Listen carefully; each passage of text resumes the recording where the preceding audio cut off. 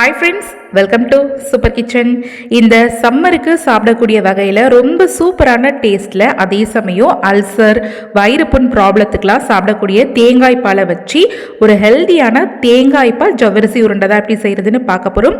தேங்காய் பால் நம்ம உடலுக்கு தேவையான குளிர்ச்சியை கொடுக்கும். மறந்து போன பாரம்பரிய உணவு வகைகளில் இந்த தேங்காய் பால் ஜவ்வரிசி உருண்டையும் ஒண்ணுங்க. வாங்க இது எப்படி செய்யலாம்னு பார்க்கலாம். பவுல்ல 1 கப் அளவுக்கு வறுக்காத ஜவ்வரிசி எடுத்திருக்கேன். இதை மூழ்கிற அளவுக்கு நல்ல சூடா இருக்கிற தண்ணியை சேர்த்துட்டு கொஞ்சமா உப்பு சேர்த்து நல்லா கலந்து விட்டுறலாம். இப்போ இது ஒரு 10 நிமிஷம் போல நம்ம ஊற வைக்க போறோங்க. ஊற வச்சதுக்கு அப்புறமா இந்த ஜவ்வரிசி எப்படி இருக்குதுன்றத பார்க்கலாம். இப்போ 10 நிமிஷம் கழிச்சு தான் இந்த லிட்டை ஓப்பன் பண்ணுறேன். பாருங்கள், இந்த ஜவ்வரிசி நம்ம சேர்த்த எல்லா தண்ணியுமே ஃபுல்லாக அப்சர்வ் பண்ணிவிட்டு நல்லா ஹார்டாக ட்ரையாக தான் இருக்குது. இப்போது மறுபடியும் இந்த ஜவ்வரிசி மூழ்கிற அளவுக்கு தண்ணி சேர்க்க போகிறோம். இந்த தடவை ரொம்ப கொதிக்கிற தண்ணி சேர்க்காம கொஞ்சம் வாமான வாட்டராக சேர்த்துட்டு இந்த ஜவ்வரிசி எல்லாத்தையுமே இந்த கட்டிகள் இல்லாத அளவுக்கு கை வச்சு நல்ல மாதிரி உடச்சி விட்டுறலாம். இப்போ இது மாதிரி நல்லா உடச்சி விட்டதுக்கு அப்புறமா இது மாதிரி கையால் சமன்படுத்தி விட்டுட்டு மறுபடியும் ஒரு லிட்டை போட்டு க்ளோஸ் பண்ணி ஒரு 10 நிமிஷம் ஊறட்டுங்க. பாருங்கள், இப்போ ஓப்பன் பண்ணி பார்க்கும்போது ஜவ்வரிசி நல்ல சாஃப்டாக மலர்ந்து வந்திருக்கும். இப்படி நீங்கள் கையால் எடுத்து அழுத்தி பார்த்தீங்கன்னா நல்லா சாஃப்டாக பஞ்சு மாதிரி அமைங்கி வருங்க.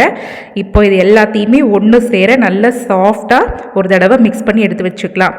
அடுத்ததாக ஒரு தேங்காயை நல்லா சிலுசிலாக உடச்சிட்டு இந்த மாதிரி இந்த கருப்பு பகுதியெல்லாம் நீக்கிட்டு நல்லா வெள்ளையாக கீத்து மாதிரி எடுத்து வச்சுருக்கேன். இதை அப்படியே குட்டி குட்டி பீசஸாக கட் பண்ணி ஒரு மிக்சி ஜாரில் சேர்த்துட்டு பல்ஸ் மோட் விட்டு இந்த மாதிரி துருவி எடுத்து வச்சுக்கலாம். இப்போ இந்த துருவின தேங்காயில் கொஞ்சமாக, அதாவது 3ல் 1 பங்கு அந்த அளவுக்கு தேங்காவை எடுத்துட்டு வேற ஒரு பவுலில் வச்சுக்கலாம். இப்போ பார்த்தீங்கன்னா நான் எடுத்து வச்ச தேங்காய் போக பாக்கி தேங்காய் துருவல் மிக்சி ஜாரில் அப்படியே தான் இருக்குது.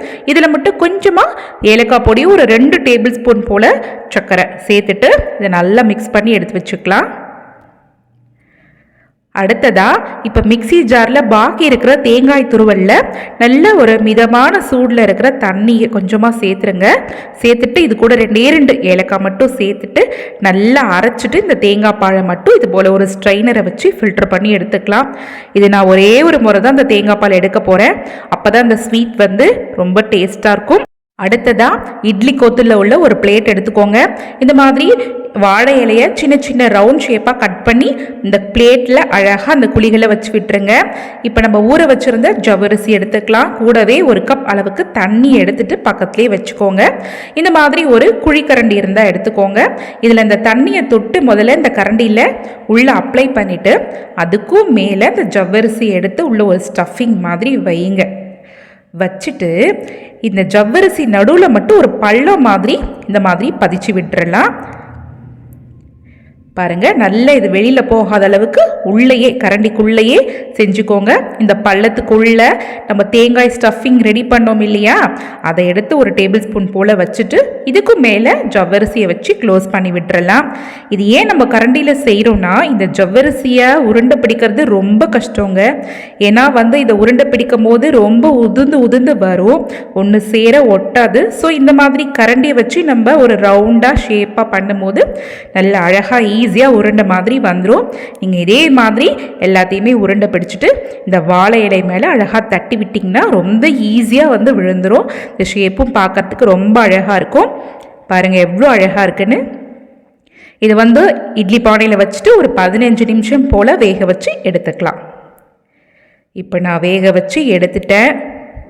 ஜவ்வரிசி பால்ஸ் ரொம்ப சூப்பராக கண்ணாடி மாதிரி வெந்து பலன்னு ரெடி ஆயிடுச்சுங்க. இந்த வாழை இலையிலேருந்தும் அழகாக ரிமூவ் ஆகி வந்துடும். பாருங்கள், பார்க்குறதுக்கு எவ்வளோ ஒயிட்டாக அழகாக கண்ணாடி மாதிரி இருக்குது.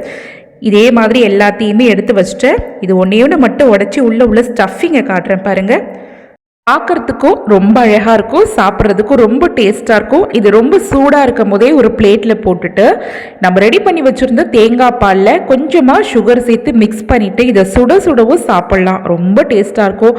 அப்படி இல்லைன்னா இந்த சம்மருக்கு ஏற்ற மாதிரி நல்லா ஜில்லுன்னு சாப்பிடணும்னு நினச்சிங்கன்னா இந்த எல்லா ஜவ்வரிசி பால்ஸையும் தேங்காய் பாலில் போட்டுட்டு இதை அப்படியே ஃப்ரிட்ஜில் ஒரு ½ hour வச்சுட்டு அதுக்கப்புறம் எடுத்து சாப்பிட்டிங்கன்னா இந்த சம்மருக்கு ஏற்ற ஒரு சூப்பரான டெசர்ட் ரெசிபி மாதிரி இருக்குங்க.